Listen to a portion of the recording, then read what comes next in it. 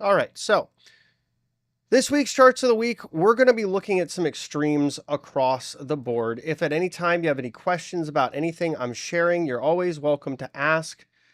We have the live chats open on both X here for everyone to participate and on YouTube, where you can watch this as well if it's more convenient for you. That link has been posted on my feed as well, so if you'd like to share it with others so they can join us, always appreciate that. So moving right along, semiconductor exposure at an extreme, that 3% of total prime book net exposure by hedge funds. This is the highest level we've seen since earlier in 2023, where we had that surge in semiconductors as well. I would just say that this is something that gives me a little bit of caution, not in isolation, but when we combine it with some of the other things that we're talking about. Another thing to take into consideration here, of course, is when we look at semiconductors as an index, Nvidia is about 25% of that. Taiwan Semi is about 10% of that. So it's really a third of it. Again, you have this concentration where it's really just, a few stocks, in this case, a couple.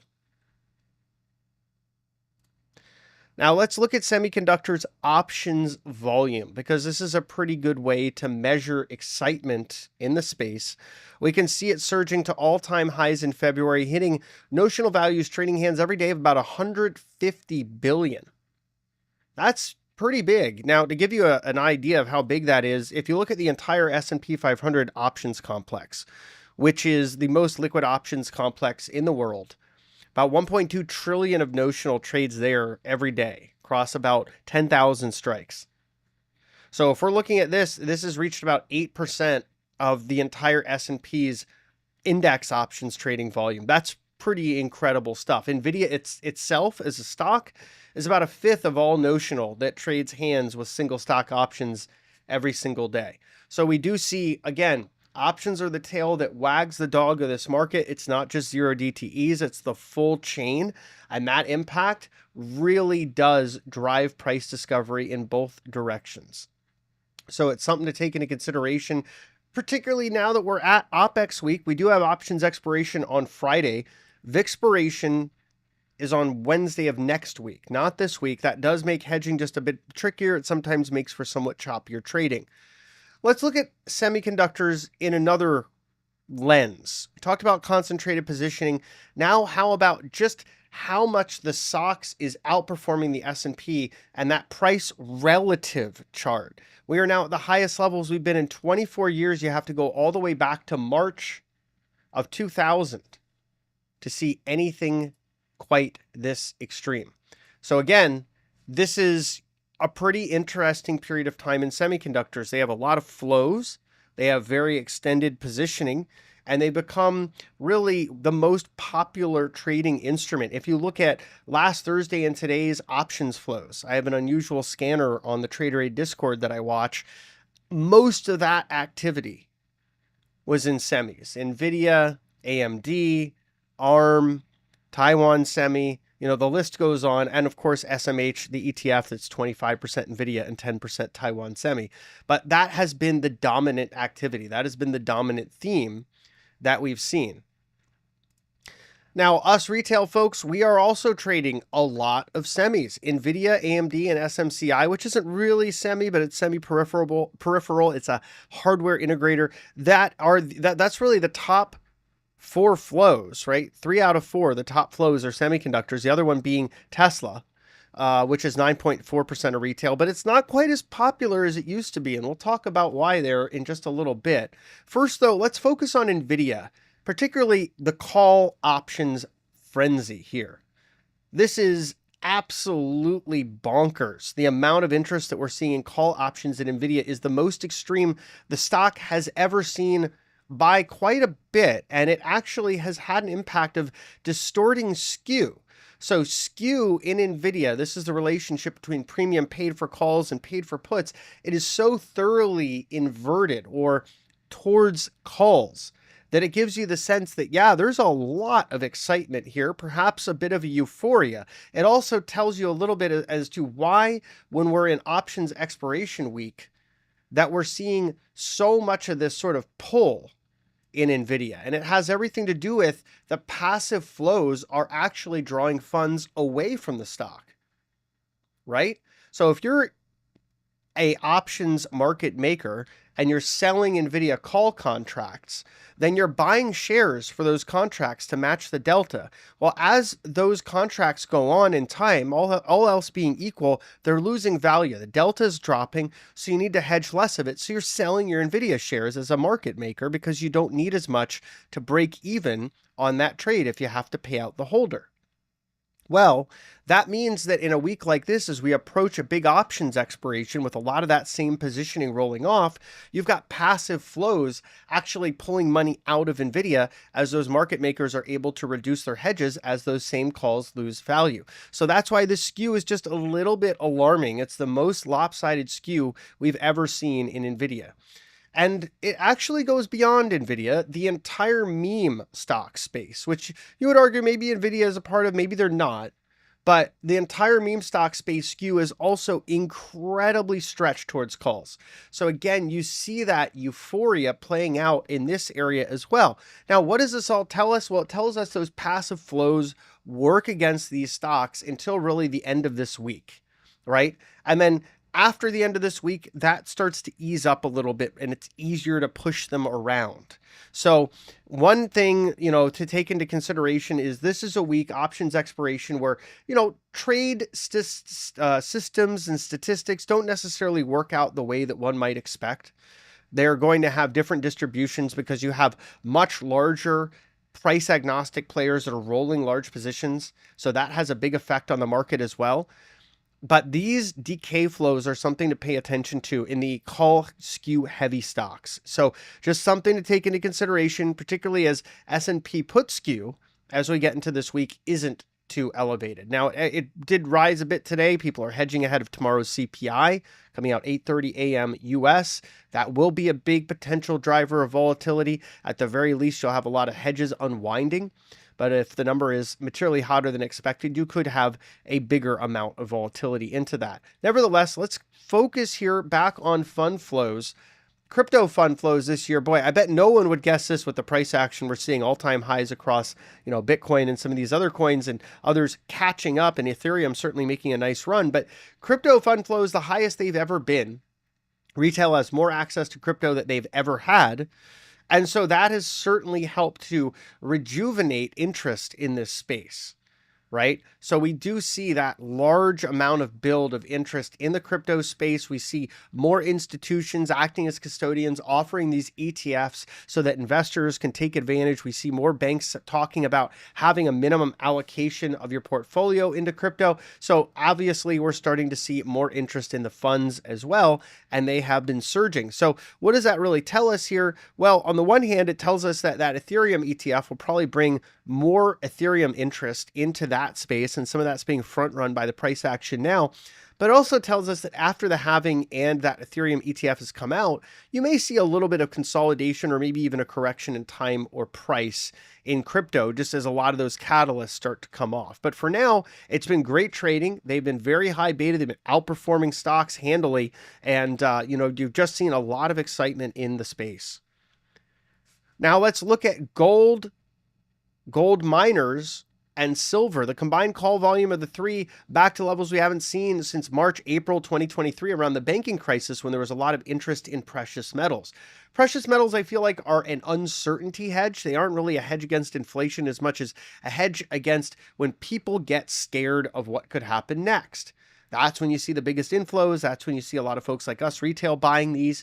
And certainly there is some angst now. I think that has to do with both the charts we've just seen. Crypto and precious metals are telling us some concern about a Fed policy mistake, I think. And that is if they start cutting this year. Now, are we down to the Fantastic Four? Is the Magnificent Seven a thing of the past? This year has been led by Nvidia, Meta, Amazon, and Microsoft, with Alphabet, Apple, and Tesla lagging down 6%, 12%, and 29% respectively.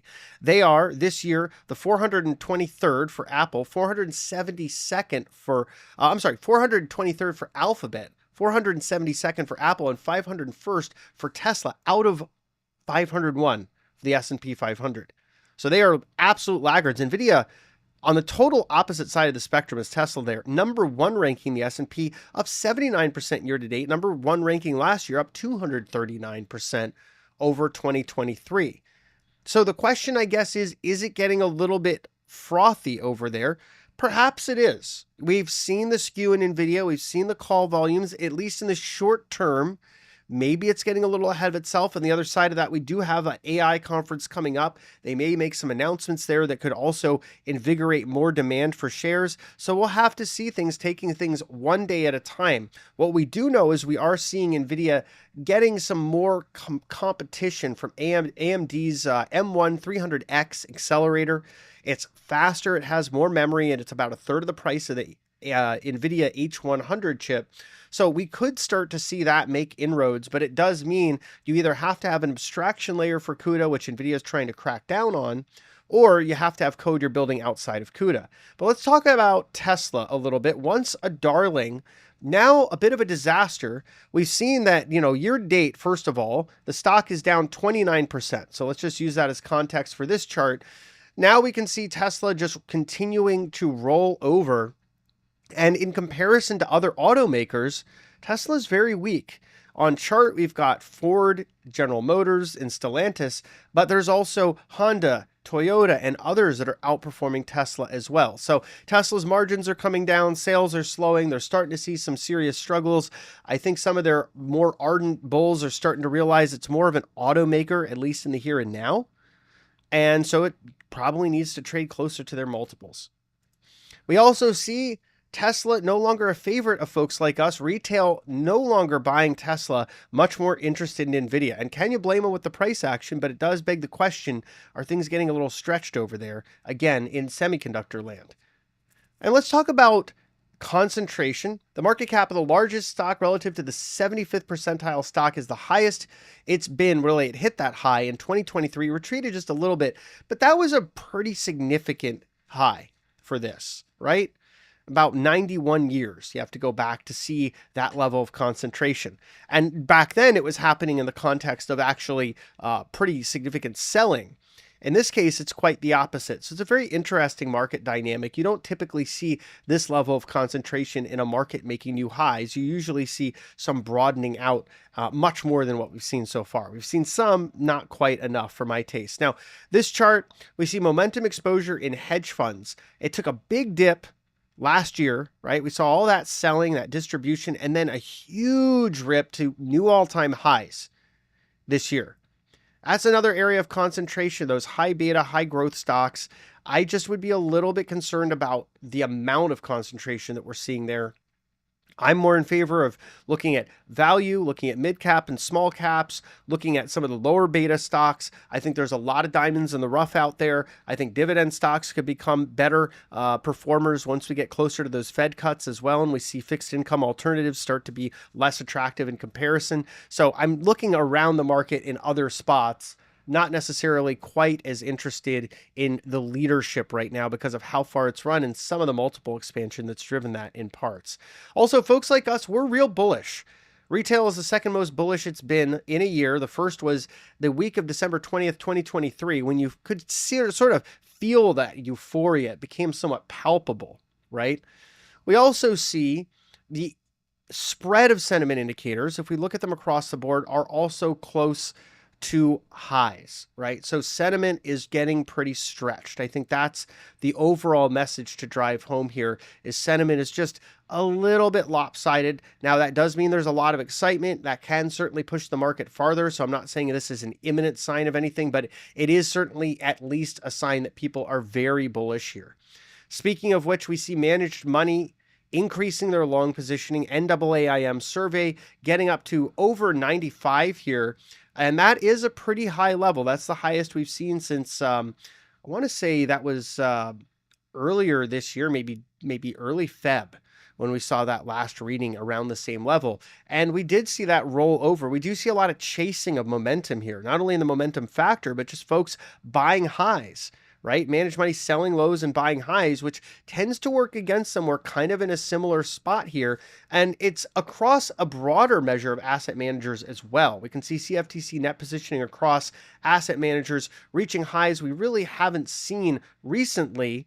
until, going back to 2021. We're sort of hovering around that area. Another suggestion that things are just a bit stretched to the long side.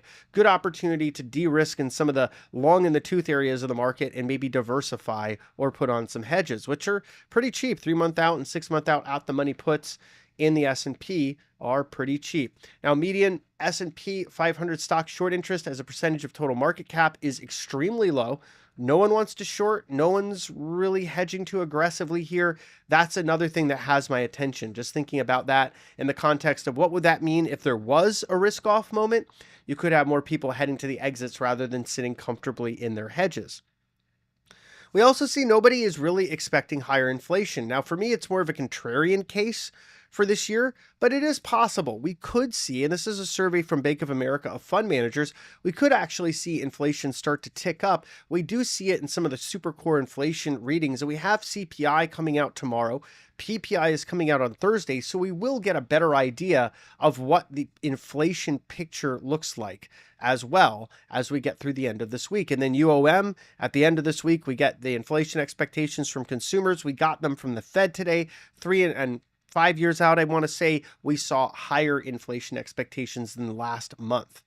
On the other side of things, however, unemployment is going up 3.9%, the highest reading that we've seen since January of 2022. And that is a bit of a concern as there is some softening in the labor market, although it's overall healthy. That is to say, there's still about 1.4 jobs available for every person seeking work.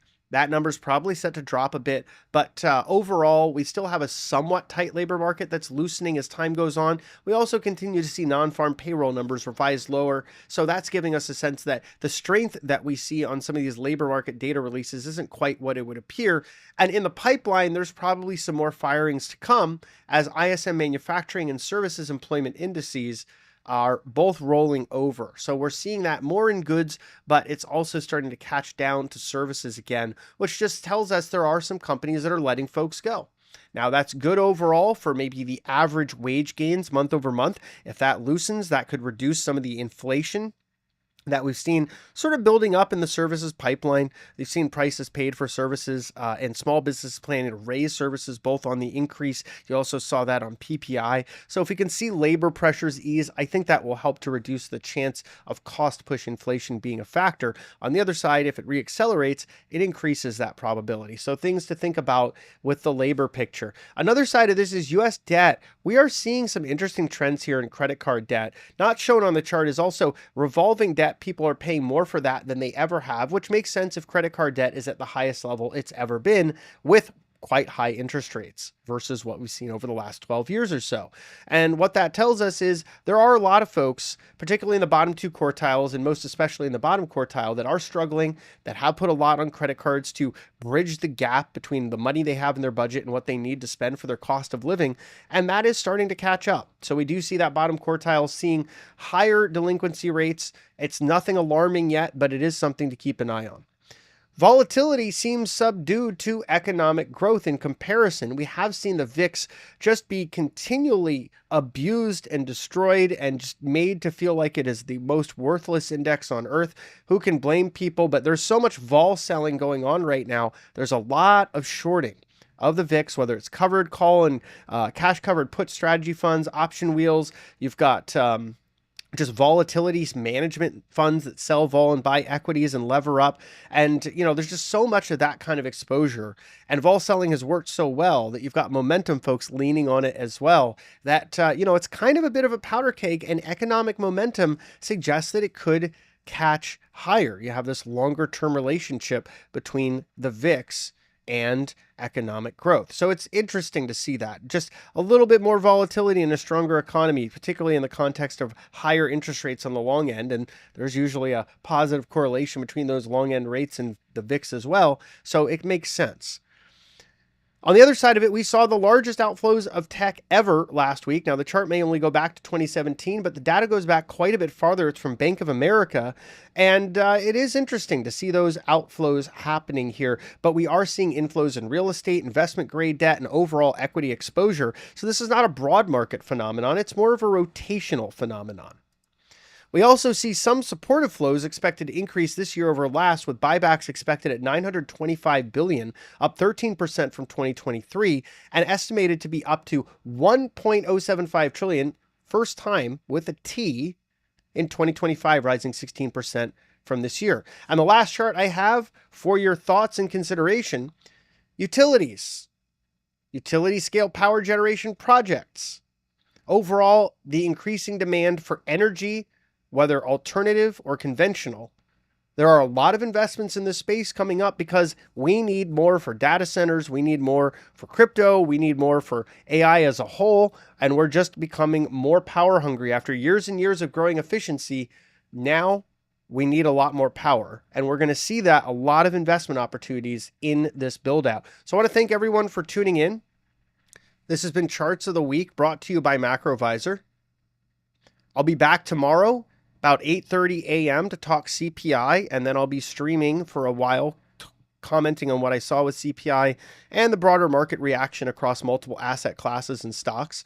If you're interested in what I do, check out www.macrovisor.com, where macro and momentum meet and they become opportunity for us. We do long-term investing. We also do institutional consulting. And then check out TraderAid.com, where we help you sharpen your trading edge. We focus on swing trading in a variety of different asset classes, most especially US stocks and options. So thank you so much for tuning in. A recording of this will be available both later on Twitter and YouTube, as well as the MacroVisor website at www.macrovisor.com. Thanks for tuning in.